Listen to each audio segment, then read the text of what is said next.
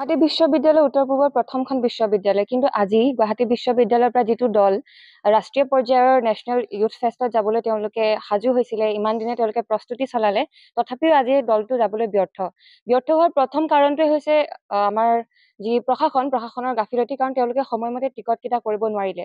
ঠিক আছে, আমি মানি লৈছো তেওঁলোকৰ কিছু ক্ষেত্ৰত পলম হ'ব পাৰে, কিন্তু ইয়াৰ পিছতো আমি যেতিয়া সমস্যাটো লৈ গলো তেওঁলোকে এটাও আমাক সমাধান দিব নোৱাৰিলে। আমি সমাধানো আনকি লৈ গৈছো যে আমাক ফ্লাইটৰ টিকেট কৰি দিয়ক, কাৰণ যদি আমি 2 তাৰিখে যাব পাৰো তেতিয়াহ'লে পাৰ পাৰ্চন খুব বেছি 8,000 টকা যাব, কিন্তু সেইটো তেওঁলোকে কৰিবলৈ ব্যৰ্থ বুলি কৈছে, কাৰণ আমাৰ গুৱাহাটী বিশ্ববিদ্যালয়ৰ আৰ্থিক অৱস্থা একেবাৰে অনুন্নত।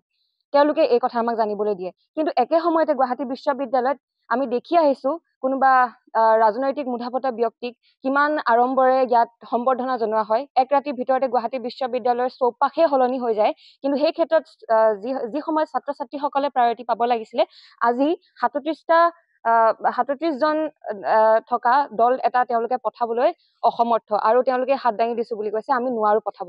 গতিকে আমি যদি সমস্যাটো লৈ যাওঁ তেওঁলোকে সমাধান দিব নোৱাৰে, আমি যদি সমাধানো লৈ যাওঁ তেওঁলোকে তাকো কৰিব নোৱাৰে। গতিকে তেওঁলোকে কিয় বহি আছে একোখন চেয়াৰত, একোখন আসনত, আমি আচলতে প্ৰশ্ন কৰিব বিচাৰিছো। লগতে কুম্ভ মেলা ইতিমধ্যে সমাপ্ত হৈছে, কিন্তু সেই কুম্ভ মেলা যি মানে পৰিস্থিতি হৈ আছে বৰ্তমান সময়ত, সেই মাজেৰে যাবলৈও আচলতে ট্ৰেইন কেইখন কিমান সুৰক্ষিত হ'ব ছোৱালীসকল, সেইটো আচলতে এটা ডাঙৰ প্ৰশ্ন।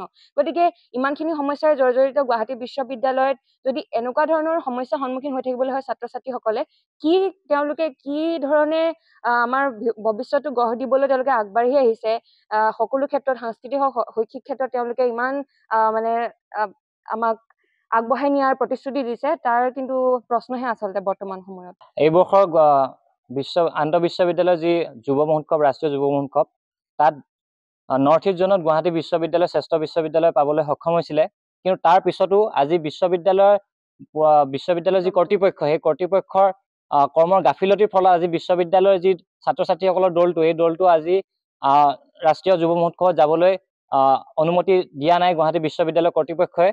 তাৰ বাবে আমি ছাত্ৰ সমাজে অতি দুখেৰে জনাওঁ যে গুৱাহাটী বিশ্ববিদ্যালয় নৰ্থ ইষ্ট জোনত বেষ্ট ইউনিভাৰ্চিটি পোৱাৰ পিছতো তেওঁলোকে সময়মতে ট্ৰেইনৰ টিকটকেইটা সময়মতে কৰিব নোৱাৰিলে। তাৰ ফলত আজি 37 জন আমি ছাত্ৰ ছাত্ৰী যাম কাইলৈ, কিন্তু তাৰ আধা সংখ্যক টিকটো এতিয়ালৈকে কনফাৰ্ম হোৱা নাই। কিন্তু কেনেদৰে বিশ্ববিদ্যালয়ৰ ছাত্ৰ ছাত্ৰীসকল যাব, ইমান এটা ৰিস্ক লৈ?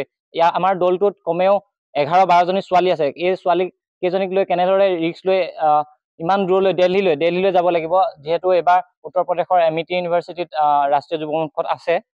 আৰু তাৰ লগতে আৰু এটা কথা, বিশ্ববিদ্যালয়ৰ যি দল, এই দলটোত মাত্ৰ এজন টিচাৰ ইনচাৰ্জ আছে, আৰু কিন্তু আমাৰ দলটোক দুটা দলত বিভক্ত কৰি দিছে, দুখন ট্ৰেইনত বিভক্ত কৰি দিছে, তাত মাত্ৰ এজন টিচাৰ ইনচাৰ্জ, আৰু বাকীখিনি ষ্টুডেণ্টৰ লগত কোন যাব, তাৰ বাবে কিন্তু বিশ্ববিদ্যালয় কৰ্তৃপক্ষই আজি আমাৰ প্ৰশ্নৰ উত্তৰ দিব পৰা নাই। আৰু তেওঁলোকে শেষত আমাক এইটোৱে কৈছে, যদি তোমালোকে এডজাষ্ট কৰিব নোৱাৰা তেনেহ'লে তোমালোকে বিশ্ববিদ্যালয়ৰ যি ৰাষ্ট্ৰীয় যুৱ মহোৎসৱ তাত জইন কৰিব নালাগে। কিন্তু এটা অতি দুখ লগা কথা, উত্তৰ পূব ভাৰতৰ প্ৰথমখন বিশ্ববিদ্যালয় গুৱাহাটী বিশ্ববিদ্যালয়, যিখন বিশ্ববিদ্যালয়ে নাকৰ A+ গ্ৰেড পাবলৈ সক্ষম হৈছে, কিন্তু সেই বিশ্ববিদ্যালয়ৰ ছাত্ৰ ছাত্ৰীৰ বাবে বিশ্ববিদ্যালয় কৰ্তৃপক্ষই মাত্ৰ 37টা ট্ৰেইনৰ টিকেট কনফাৰ্ম কৰি দিব নোৱাৰিলে আজিৰ তাৰিখত।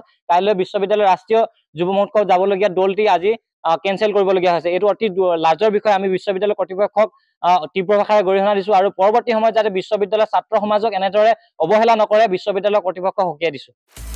আপুনি বিচৰা বাতৰি পাব কেৱল নিউজ 18 এপত। নিউজ 18 এপ ডাউনলোড কৰিবলৈ স্কেন কৰক এই QR কোড। গুগল প্লে ষ্টৰতো পাব এই নিউজ 18 এপ।